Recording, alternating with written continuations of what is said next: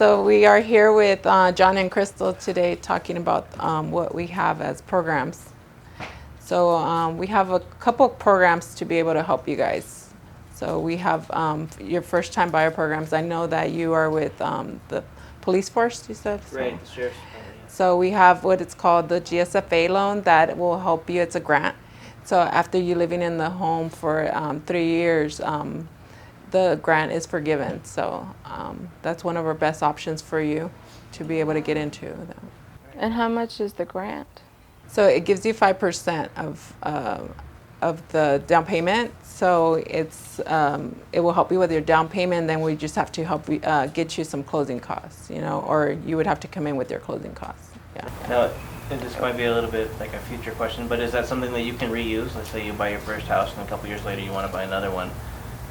Can you reuse that same program or no? Is it a one-time thing? If this one doesn't require you to be a first-time buyer, so yes. So even for people out there that are not first-time buyers, they're able to use this program. Yes. Quick question. What is closing costs? Closing costs is all your fees, like your escrow, title, your taxes. We get all those combined lender fees. All those are in that closing, and that's what you pay at the end.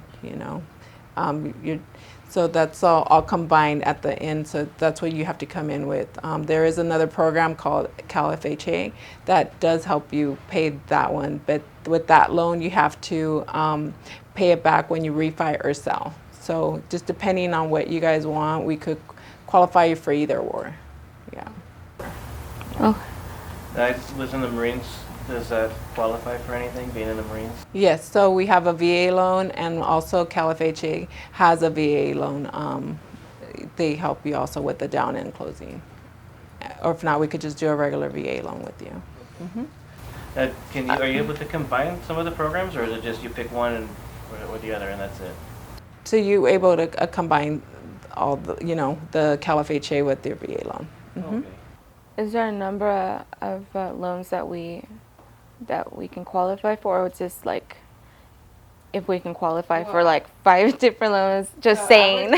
I would just kind of put you in the best one once we get you, because it's going to depend on your credit. It's all going to depend on also, your debt to income. So I'm gonna have to see what loan kind of suits you to get into. Okay, and then the grant that you were talking about. So a grant we don't have to pay back, right? Correct. Is there any other grants that we could possibly apply and qualify for? So every county and every has grants that we could, like Riverside County has a grant. We could try to apply, but it's also depending if they have the funds at the time. Oh, okay. So where exactly does the grant come from? Like who exactly pays for it? It's that program. The money comes from them. So the program has enough funds to be able to lend to each client. Okay. So so it's like the city pays for it? That's the Riverside. That's Riverside County. Right? So the city, yes. Okay. Wow, that's pretty amazing. That's pretty generous. Okay. Are these programs like being in the military, you get the military program, right?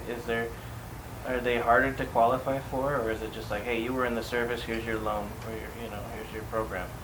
Or is there like specific things that you need to meet in order to qualify? There's a certificate that we would have to just make sure that you're entitled. Okay. A certificate? Can you explain that? Okay, so there's a certificate that we have to check in the back that what you're going to be able to qualify. How long have you been in the service? Were you there for like? Okay. So is it like reserves? I was in the reserves, not actually active duty. Is there a difference between the So then we have to check on that to see if you do qualify. Because sometimes you don't. You get a percentage of it. You don't get all of the benefits. Yeah. So I understand you want to be a teacher. So just know that in that CalFHA, that even with that program, you don't have to be a teacher. Like the janitor, the secretary, Anybody who works for the school district is entitled for that program, and they get the whole closing costs in that program. Wow. Yeah. It's a really good program. You could come in with really very little down in that one. That one actually helps you with the closing costs too. Wow, that's a really good one. And then, what do we need to apply? Like, what documents? What's the process to? So it's really easy. So if you're a W-2 employee, then I'm just going to need like your W-2s for 2 years, the bank statements for 2 months, pay stubs, and your driver's license and social. That's how easy it is. Wow. People think you have to bring me your whole life, but you don't. Yeah, honestly, that's what I was thinking, and I was thinking it was a lot more complicated. That's what's been holding us back, is because we think that this whole process is, It's very simple, and we're here to guide you through it all. yeah. Okay. Wow. That calmed my nerves a little bit, knowing that that it doesn't take that much to apply for the programs. I mean, that's pretty great. Oh, well, Thank you so much. thank you so much. You can listen to me every week on ABC 1490 AM KMET radio, and also on SoundCloud, your favorite podcaster.